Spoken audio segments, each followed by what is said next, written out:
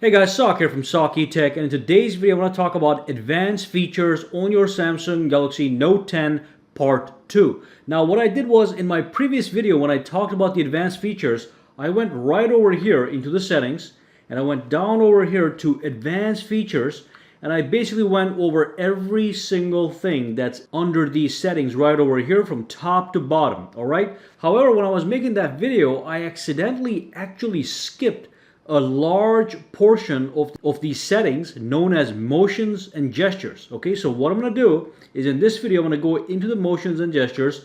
I'm going to talk about all these features right over here. And I do want to let you know, if you do want to learn about the rest of all these features from top all the way to the bottom, minus motions and gestures, I'm going to drop a link to that video down below so you can go check it out. So in today's video, I'm just going to go over the portion that I actually missed going over. So let's go right inside and let's start with lift to wake. Okay, this is a very simple process here.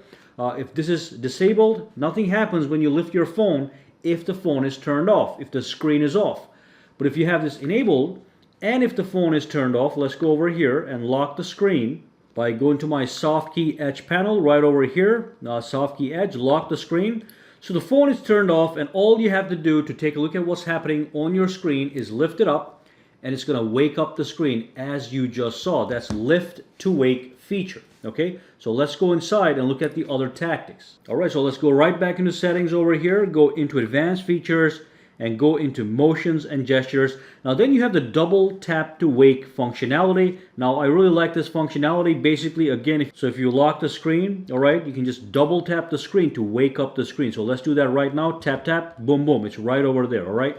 And we log right in. So that's double tap to wake. Now this one here is smart stay feature. If you enable this and tap on it, you'll notice that the phone actually remains on as long as you're looking at it.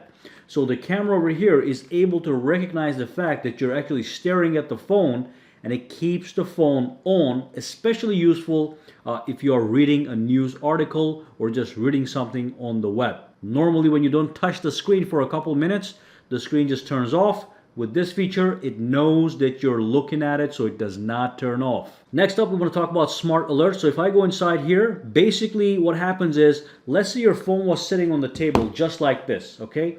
And let's say somebody sent you a text message and you were away from your phone.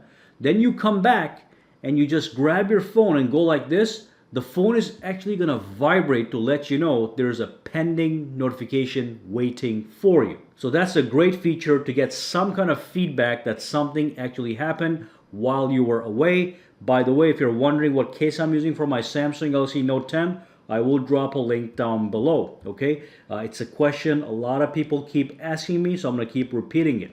Now let's go back inside over here and go to the next tactic. So we go back to Smart Alert, go right back inside. Now what we have here again is an amazing feature. It's called the Easy Mute feature. So enable it and go inside. Basically, let's say somebody gives you a call and you just don't want to take that call, but you also want to mute the call. You don't want to press the phone, you don't want to do anything. You just go like this and it's going to mute the call. That's it. Now let me be very clear, you don't just actually go like this. That's my bad. You do have to put your hand on the actual phone just like that, and that's going to mute the call or even mute a notification from an alarm or a timer or whatever. Okay, you can just go like that. Now if I go back out here, let's just go to the clock application. I am going to set up a timer to show you how it works. So let's do 3 seconds. Boom. Okay. Now let me turn this off, and it's going to go off. Now what I can do is I can go like this, and it's muted that notification. You cannot hear it. That's great. All right. If you had a call, it would mute the call. Now the thing is going to keep running in the background just in case, but it's not going to make any sound. That was fantastic.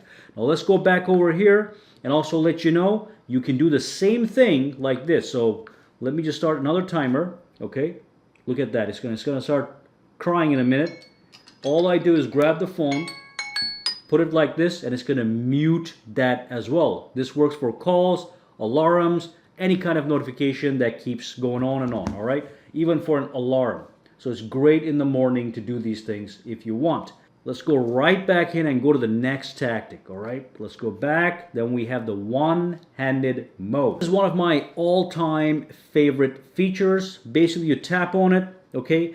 And you have two options. You can go gesture or you can go button. I like the button version. Basically, just triple tap the home screen and it's going to give you a smaller version of your phone that you can use with one hand. Now, if you are holding the phone with your left hand, you can just left justify this and just use it like this. So I can use the entire phone just with one hand, one thumb. That's amazing. It has become as small, and then when you're done, you want to go back to the full screen, boom, you tap on the black area, it goes right back. So triple tap, tap, tap, tap, and boom, boom, you're right back. That's just great. So let's go down over here, and now I want to show you the palm swipe to capture. A lot of people don't understand how this works. They go like this. It's not going to capture anything. This is going to take a screen. It's supposed to take a screenshot when you go over the phone like that. What you're missing is you have to actually touch the screen. Okay, so you touch the screen and swipe over.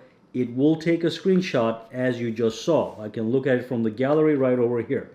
That's the actual screenshot right there. Okay, let's go back to settings again. Just to show you one more example. Go home.